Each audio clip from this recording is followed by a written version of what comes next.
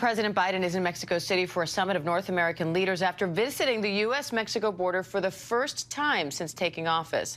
The president is facing mounting pressure to do more on immigration, with tens of thousands crossing the border illegally each month.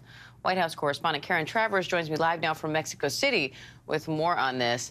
Karen, the president also made a 4-hour stop in El Paso, Texas, which has become kind of an epicenter for the ongoing surge of migrants. So what were some of the key points of that trip?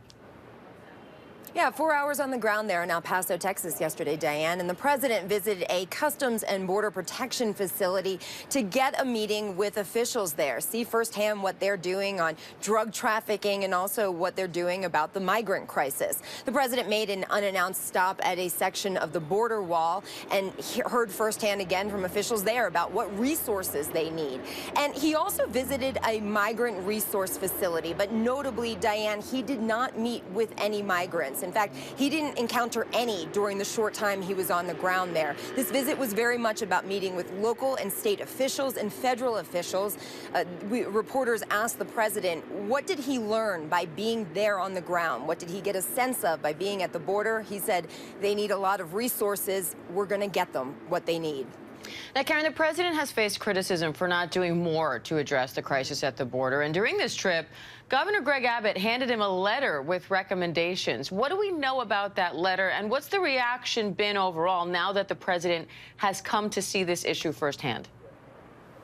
Yeah, that letter from Governor Abbott, you know, it was his proposal for what he says the administration should be doing. It included things like continuing construction on the border wall, enforcing the Remain in Mexico protocols, and the Title 42 expulsions. These are things that the administration has said that they're not going to continue doing. So yesterday, when the president was asked about the letter, he had not yet read it, but these are points that the administration is not considering.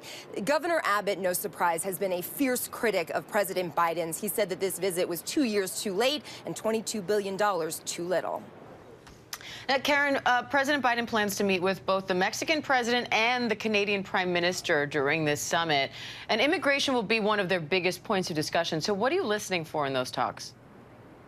Migration will be the big topic on the agenda. Drug trafficking will also be a big topic. But, Diane, they're also going to be talking about the global economy, and trade issues between the three countries will also be big. This comes, of course, as the Biden administration last week announced that agreement with Mexico to take migrants who have been illegally crossing the border, 30,000 a month. Notable that they announced that last week ahead of the president's visit and meetings with the Mexican president today and tomorrow. All right, Karen Travers. We appreciate it, Karen. Thank you. Hi, everyone. George Stephanopoulos here. Thanks for checking out the ABC News YouTube channel. If you'd like to get more videos, show highlights, and watch live event coverage, click on the right over here to subscribe to our channel. And don't forget to download the ABC News app for breaking news alerts. Thanks for watching.